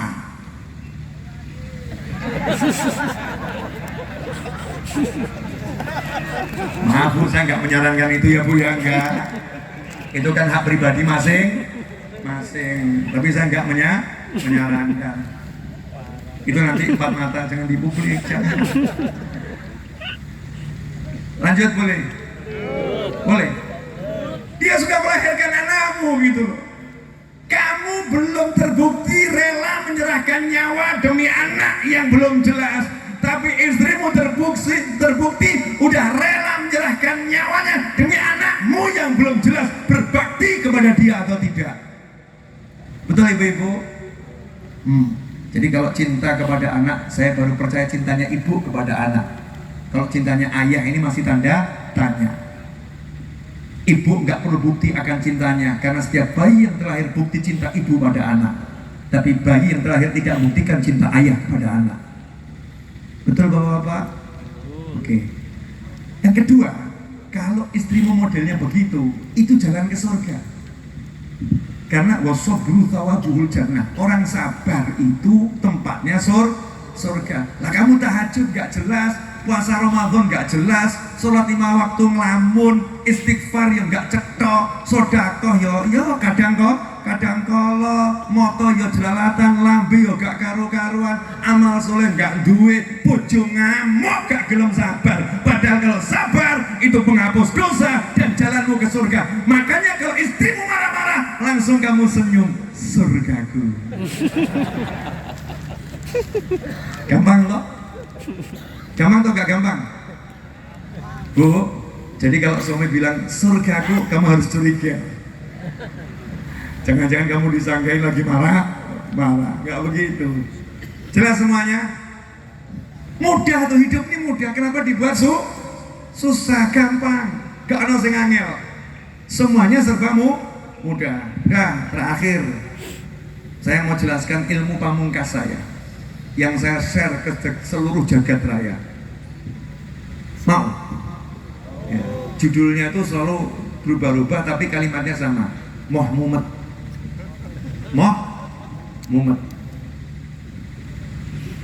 Saya mau nanya kepada beliau, Pak Direktur. Mohon maaf, insya Allah jabatannya langgeng. Kalau jabatannya tiba-tiba putus, jangan dipecat. Bingung atau enggak? Bapak, ya. Kalau tiba-tiba dipecat Pak, gak naik pangkat tapi turun pangkat Pak, bingung atau tidak? Ya ada tanda tanya gitu kan ya. Ya, Habib kalau tiba-tiba gak dicintai tapi dibenci, bingung atau tidak? Ini manusiawi ya, manusiawi. Tapi kalau orang gila, mau dipaidu, mau ditendang, ada enggak orang gila bingung? Jadi resep hidup ini biar nggak mumet. Nah, beliau-beliau ini bisa mumet karena mesti pakai akal. Kalau kamu pengen nggak mumet, maka jangan pakai. Berarti kamu harus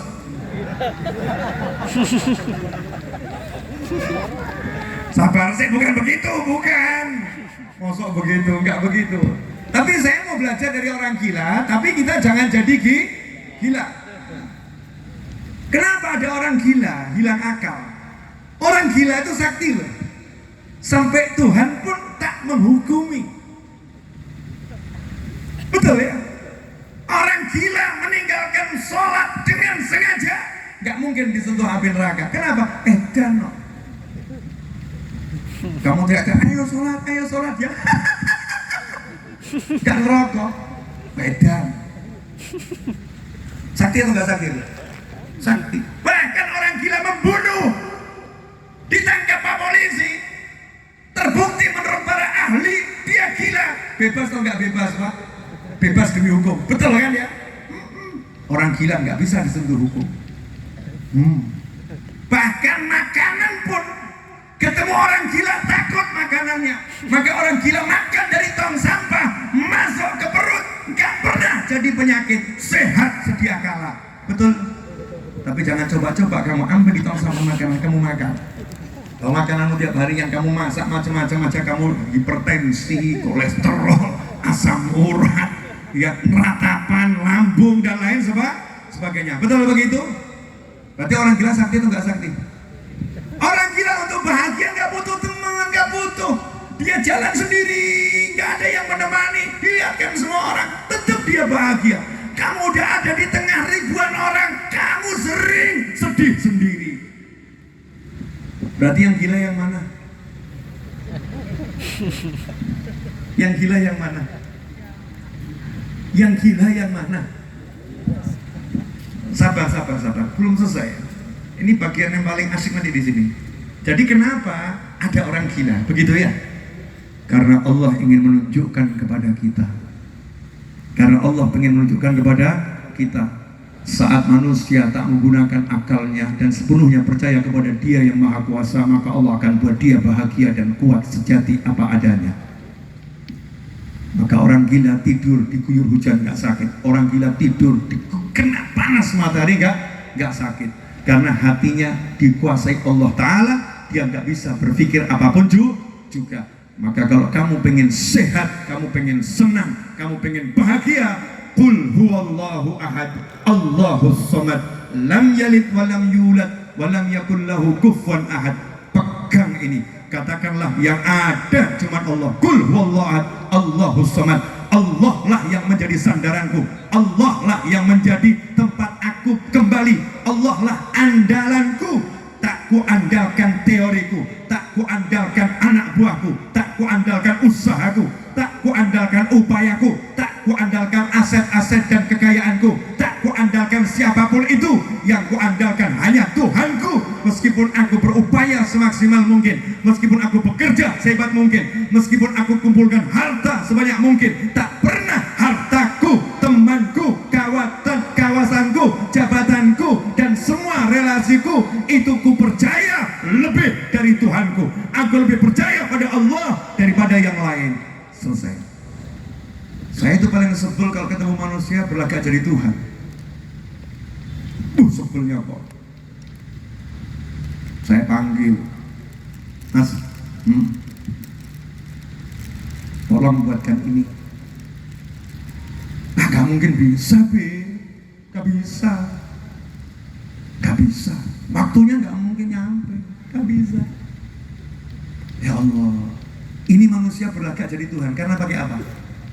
Akal, mengukur, menghitung. Kalau begitu, sangat-sangat nggak merdeka di 27 Januari ya? 27 Januari kalau pakai akal. Indonesia nggak merdeka di 17 Agustus kalau pakai akal. Bambu runcing melawan.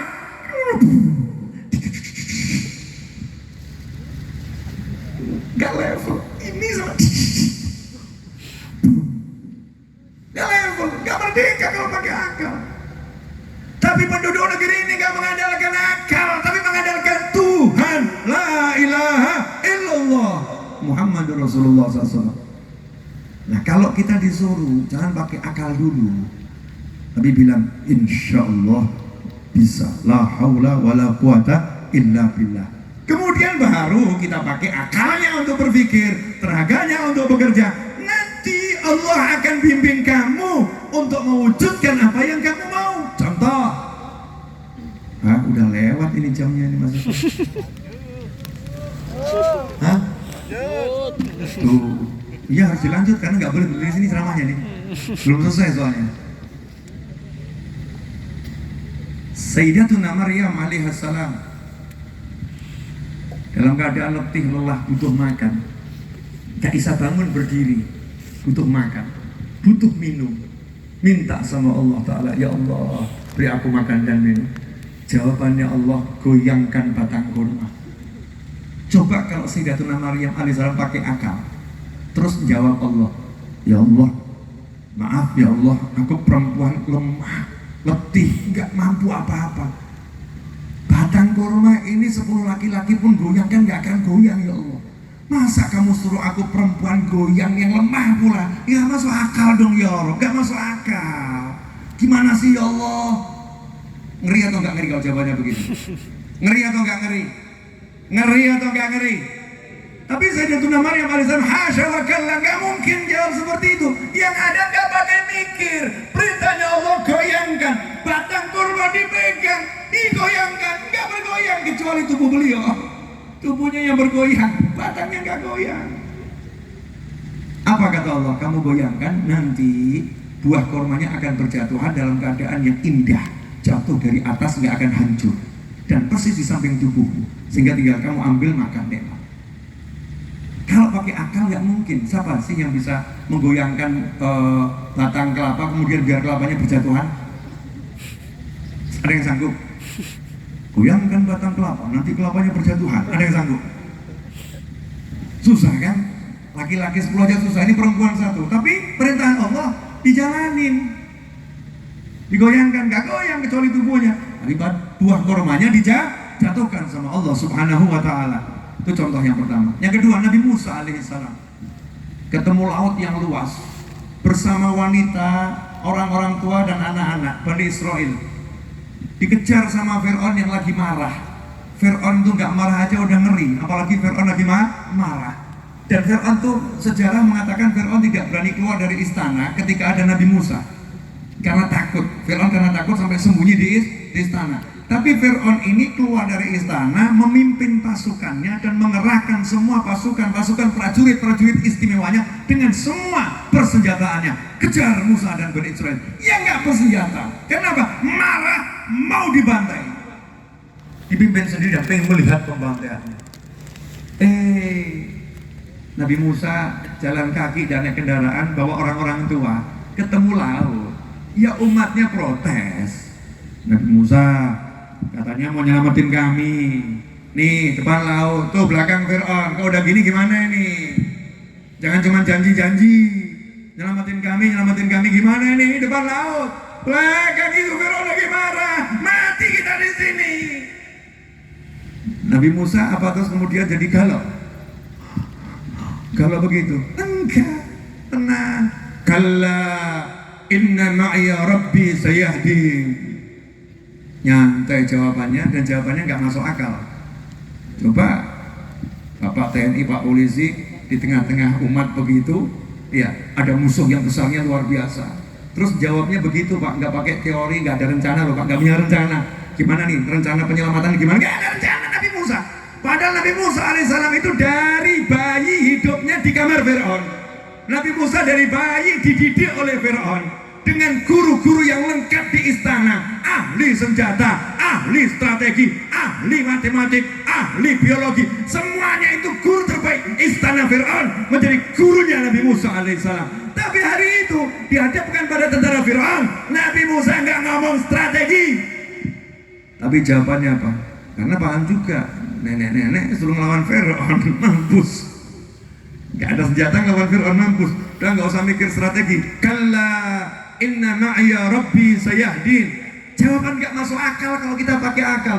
Tenang, gak mungkin tuh Fir'aun bisa ngejar kita, gak mungkin tuh Fir'aun bisa mencelakai kita. Kenapa? Bukan jawabannya karena aku punya arteri, karena aku punya prajurit, aku punya pasukan, aku punya rencana. Aku enggak. Jawabannya inna ma'iya rabbi, karena bersamaku ada Tuhanku. Tuhanku bersamaku. Sayahdin, nanti dia akan memberi aku petunjuk. Nanti dia akan memberi aku petunjuk. Sayahdin. Pertanyaan saya, Bu, kalau misalnya Habib Hashim pimpin antum, saya pimpin antum, Bapak TNI polisi pimpin antum menghadapi musuh, kemudian musuh udah dekat, kita nggak punya senjata, terus kalian panik semua, Habib, Kiai, Pak TNI, Pak polisi, gimana ini? Terus kami menjawabnya, tenang, Allah bersama kami, nanti kami dikasih petunjuk sama Allah. Marah atau nggak marah? Mau mati, bilang belum punya solusi. Musuh udah jelas, nggak punya rencana. Nabi Musa nyantai, nanti dia Allah akan beri aku petunjuk. Yakin bener. Apa akhirnya? Dikasih petunjuk sama Allah Ta'ala yang sangat tidak masuk akal. Petunjuknya apa? Untuk selamat dari Fir'aun dan bala tentaranya. Tuh, tongkat yang kamu pegang, pukulkan ke laut. Terus Nabi Musa laporan sama umatnya, udah datang petunjuknya. Apa? Tongkat suruh mukulin ke laut. Bayangin kalau antum jadi umatnya Nabi Musa, gimana hati antum? Tongkat, laut, Fir'aun, mikir dong. Nggak masuk akal, gak logis, mikir. Ini kalau pakai akal, makanya Islam ngajarin kita jangan tuhankan akal, tuhankan Allah. Qul huwallahu ahad, Allahus samad. Allahmu dulu, bukan akalmu. Bimbing akalmu dengan Tuhanmu. Hasilnya Nabi Musa nurut aja, nggak banyak mikir, nggak ngomong ya Allah nih apa sih nanti hasilnya, nggak ini gimana, beneran nggak nih Allah mau nolong nggak, nurut aja, belang. Allah janjikan nanti laut terbelah. Apa Nabi Musa nanya, ya Allah gimana sih cara belah laut pakai tongkat? Kan nggak logis, masa laut dibelah pakai tongkat, nggak masuk akal. Yang ada laut ketemu tongkat bunyinya piak, bunyinya begitu. Tapi subhanallah, la haula wala quwata illa billah, lautnya terbelah. Pertanyaan saya, masalahnya selesai belum? Belum, karena Fir'aun masih ngejar. Dan sekarang saya mau nanya, kalau antum dijadikan sebagai pengikut Nabi Musa, terus Nabi Musa bilang gini, ayo lewat sini. Sementara kalian melihat ini gunung air di kanan dan di kiri masih yakin selamat. Jangan-jangan kamu lewat ambil betul kan? Tapi Allah Ta'ala kuatkan hati umat Nabi Musa alaihissalam, jalan nurut, jalan. Fir'aun ngejar, Allah kirim yang namanya hewan-hewan kuda-kuda tersebut rasa takut, kudanya akhirnya melonjak,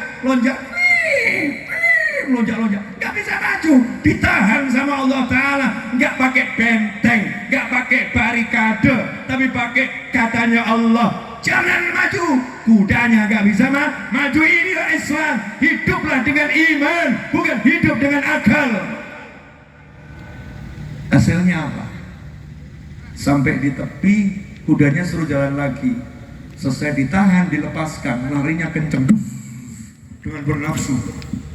Begitu sampai pada titik yang terendah, Allah katakan sama laut, kembali berkumpul. Selesai. Hatam Fir'aun sampai sekarang. Pakai pertumpahan darah, pakai angkat senjata. Ceritakan kepada saya perjuangan Nabi Musa. Pernahkah angkat senjata? Pernahkah Nabi Musa alaihissalam angkat senjata melawan Fir'aun? Enggak pernah. Dialog, ngobrol, datang baik-baik ke dalam istana, bahkan datang. Itu yang dilakukan Nabi Musa alaihissalam, menumbuhkan iman, percaya sama Allah Ta'ala, lakukan yang baik, ingat sama Allah. Hasilnya selamat. Yang jahat pun tenggelam. Begitu cara kita menghadapi kehidupan. Pasrah sama Allah, jalankan perintah Allah Subhanahu wa Ta'ala. Ini aneh, ngeluh rezeki, sholat nggak dijalani, ngeluh rezeki durhaka sama orang tua, ngeluh rezeki marah-marah sama istri, ngeluh rezeki sama suami nggak hormat, ngeluh rezeki nggak pernah saling menyayangi satu rumah. Bagaimana dapat rahmatnya Allah? Bagaimana Allah akan berikan pertolongan? Maka Allah akan buat kita pusing sejadi-jadinya di dunia ini. sebelum di akhirat nanti. Naudzubillah, amin. Jelas semuanya? Ya, alhamdulillah. Saya udah keringat, kering. Yang nggak kering cuma ini. Ini udah banyak keringatnya ini. Maksudnya basah. Jadi saya lepas untuk dipakai yang lain dan nggak ada bekas saya. Jelas semuanya? Apa ini kok wajah-wajah nggak jelas kenapa? Paham nggak maksudnya? Saya buat ringkasannya ya. Nomor 1, kalau mau bahagia yang saling menyayangi, itu katanya temanya itu menjalin ukhuwah Islamiyah, mewujudkan umat yang cinta ulama dengan akhlakul karimah. Betul ya? Nah, bagian yang belakang itu belum. Kenapa? Episode berikutnya kalau saya diundang ke sini lagi. Baru bagian yang pertama atas. Kalau kamu nggak punya jiwa yang cinta, jangan berharap mendapatkan cinta. Kalau jiwamu penuh benci, maka siaplah mendapatkan marah ilahi. Tapi kalau kamu penuh kasih kepada semua hamba Allah, ingatlah Allah Maha Pengasih lagi Maha Penyayang. Tuhanmu tak pernah melupakanmu meskipun seluruh makhluk tak pernah ingat padamu. Maka jalinlah hubungan dengan Allahmu, bukan dengan nafsumu. Hidupmu akan bahagia tanpa henti dunia sampai jannah nanti. Itulah ringkasan pengajian di malam hari ini. Bu, kenapa kok tampak gak ikhlas gitu? Ini 2 jam loh, kurang dikit. Dikit lagi 2 jam. Pertandingan sepak bola itu hanya 2 kali 45 menit. Itu pun pakai jam istirahat. Ini sudah 2 kali 40 menit plus. Dan gak ada istirahat buat saya. Sementara antum bisa istirahat. Adil nggak ini? Halo. Udah ya? Jelas ilmunya tadi apa? Muhammad ya.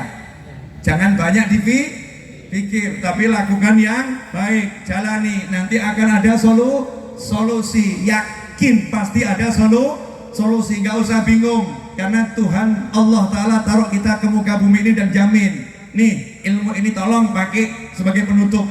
Insya Allah masuk ke dalam hati dan kepala masing-masing yang mendengar atau melihat majlis di malam hari ini. Saya percaya kepada Pak Arif yang menjadi perwakilan untuk mengundang saya.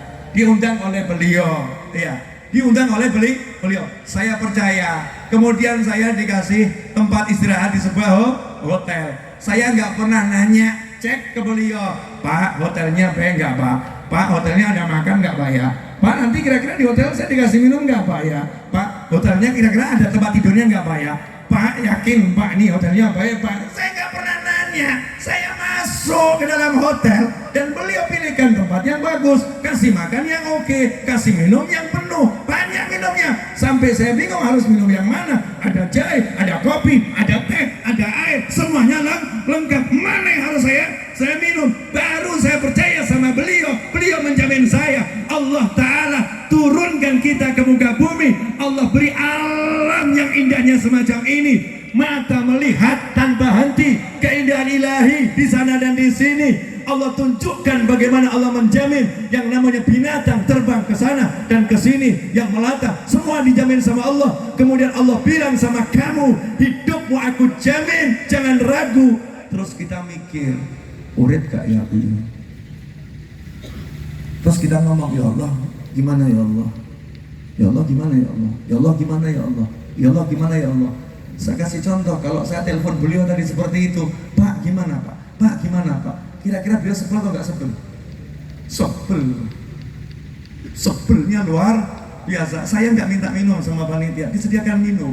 Coba kalau saya ini jadi Habib Ustadz Kiai atau guru oknum Habib Ustadz Kiai atau guru yang duduk kemudian teriak-teriak begini, gimana ini? Saya datang jauh-jauh dari Solo, saya nggak dikasih minum, saya nggak disuguhi. Gimana nih panitianya nggak beres. Saya mau nanya, antum yang dengar hatinya sebel atau nggak sebel? Sebel loh, jelas itu ada macam-macam loh. Banyak, ini ada lagi, ini ada. Belum lagi yang disembunyikan di ruang khusus. Lengkap minuman, tapi satrianya semacam itu. Lah Allah kasih kamu nikmat mata melihat, telinga mendengar, mulut bicara, badan sehat, ada anak, ada istri, ada suami, ada tetangga, ada kambing, ada kucing, ada macam-macam di sekitarmu. Kamu nggak sendiri, nikmat luar biasa. Cuman gara-gara al-fulus, duitnya belum nyampe hari itu. ngomong hidup kok begini, hidup kok begini, hidup kok begini. Ya panitia langit ya marah. Allah minta izin remuk yang satu ini ya Rabb. Izin ya Allah, yang satu ini saya lumatkan sekalian ini. Enggak terima kasih sama kamu ya Allah. Enggak ngerti dirinya dalam nikmat ya Rabb. Izin ya Allah. Untungnya Allah bilang la in syakartum la azidannakum wa la in kafartum inna azabi lasyadid. Bahasa Arabnya itu kalau diterjemahkan, sungguh jika kalian bersyukur pasti aku akan tambah, dan jika kalian kufur, seharusnya dalam strata bahasa Arab harusnya itu kalimatnya, jika kalian syukur pasti akan aku tambah, jika kalian kufur pasti akan aku siksa. Harusnya begitu. Tapi Allah nggak ngomong begitu. Jika kalian syukur pasti akan aku tambah, jika kalian kufur ingat aku punya siksa yang pedih. Allah nggak ngomong aku akan siksa, cuman diingatkan saja. Artinya apa? Saya beri kesempatan buat kamu untuk sadar, kamu tuh penuh nikmat loh. Contoh terakhir malam hari ini, mudah-mudahan bisa dipahami. Seorang istri yang berkata kepada suami, Mas, kamu nggak pernah ingat, kamu nggak pernah ingat sama aku, kamu nggak pernah beri aku hadiah, kamu nggak pernah tunjukkan cintamu pada aku. Suaminya diam saja, kemudian buka lemari, keren, terus sama nunjuk, nggak ngomong. Istrinya lihat, terus suaminya juga buka kotak perhiasan, nggak ngomong. Terus suaminya nunjuk ke handphone istrinya, nggak ngomong. Untung istrinya sadar. Maaf ya Mas ya, ternyata semua kamu kasih ya Mas ya. Baju banyak, ada jam, ada cincin, ada gelang, ada kalung, handphone juga baru mau kasih ya Mas ya. Ternyata kamu tuh ingat sama aku terus ya Mas ya. Aku yang sering lupa kalau kamu ingat sama aku. Kalau begitu suaminya langsung, sini sayang, mau apalah kita kasih. Kan gitu ya. Nah kita sama Allah Ta'ala, lupa itu ya wajar, tapi ya ingat kalau kebablasan ya diazab. Naudzubillah min dzalik. Mudah-mudahan barokah dan manfaat. Seperti yang tadi saya janjikan, saya pengen doa, dan khusus doa saya ini untuk orang tua kita sama anak keturunan kita yang paling pokok di sana. Mau semuanya mendoakan orang tua? Amin. Bismillahirrahmanirrahim. Alhamdulillahirabbil alamin. Allahumma shalli wa sallim ala sayyidina Muhammadin fil awwalin wal akhirin. وصل وسلم على سيدنا محمد في النبيين والمرسلين وصل وسلم على سيدنا محمد في كل وقت وحين وصل وسلم على سيدنا محمد في الملأ الأعلى إلى يوم الدين اللهم يا أول الأولين ويا آخر الآخرين ويا ذا القوة المتين ويا راحم المساكين ويا أرحم الراحمين يا أرحم الراحمين يا أرحم الراحمين اللهم اغفر لنا ولوالدينا اللهم اغفر لنا ولوالدينا اللهم اغفر لنا ولوالدينا وارحمهما كما ربيانا صغارا ربنا هب لنا من أزواجنا وذرياتنا قرة أعين واجعلنا للمتقين إماما اللهم يا أرحم الراحمين يا أرحم الراحمين يا أرحم الراحمين اللهم يا الله tolong ampuni kami ya Rabb, tolong ampuni kedua orang tua kami ya Allah, ya Allah tolong ampuni kami dan kedua orang tua kami ya Allah, tolong jadikan orang tua kami bahagia dunia bahagia akhirah. Jadikan ayah bunda kami selamat dunia selamat akhirah. Jadikan orang tua kami mulia dunia mulia akhirah. Ya Allah, tolong ampuni dosa-dosa kami kepada kedua orang tua kami. Tolong maafkan salah-salah kami kepada kedua orang tua kami. Ya Allah, jadikan kedua orang tua kami memaafkan kami selalu ya Allah. Jadikan kedua orang tua kami ridha kepada kami ya Rabb. Jadikan ayah bunda kami memaafkan kami ya Allah, ya Arhamar Rahimin. Tolong ampuni dosa-dosa kami kepada orang tua kami ya Rabb. Ya Allah, mohon di malam yang mulia ini ya Rabb. Jadikan kedua orang tua kami selalu ridha kepada kami ya Allah. Jadikan kedua orang tua kami selalu sayang kepada kami ya Allah. Ya Allah, kami sering merupakan orang tua kami. Kami sering mengutamakan yang lain ya Allah. Mengutamakan pasangan hidup kami, mengutamakan anak-anak kami, mengutamakan kawan-kawan kami, mengutamakan dunia kami, dan kami lupa kepada manusia yang melahirkan kami ke muka bumi ini. Kami lupa kepada ibu yang selalu membelai kami dengan cinta ya Allah, kepada ayah yang berjuang mencari nafkah demi hidup kami ya Allah. Ya Arhamar Rahimin, kami tangadahkan tangan di malam hari ini ya Allah, teruntuk orang tua kami yang telah tiada ya Rabb, yang berada di alam barzah sana ya Allah. Tolong sampaikan berita-berita dari kami yang mengembirakan hati orang tua kami yang telah meninggal dunia ya Allah. Jadikan kubur beliau-beliau sebagai taman surgamu ya Allah. Jadikan kubur-kubur beliau sebagai taman-taman surgamu ya Rabb. Ya Allah, jauhkan malaikat azab dari kedua orang tua kami ya Allah. Jauhkan malaikat azab dari kedua orang tua kami ya Rabb. Kirimkan malaikat rahmah untuk menghibur orang tua kami di alam barzah sana ya Allah. Teruntuk dosa-dosa yang kami lakukan di dunia, jangan sampai orang tua kami melihat dan mendengarnya ya Allah. Ampuni dosa kami, sampaikan amal soleh kami untuk kedua orang tua kami yang telah tiada ya Allah. Ya Arhamar Rahimin, teruntuk orang tua kami yang masih hidup ya Allah, ayah kami, ibu kami yang masih hidup bersama kami, tolong jadikan keduanya sehat walafiat ya Allah. Jadikan keduanya sehat ya Rabb. Panjangkan usianya ya Allah.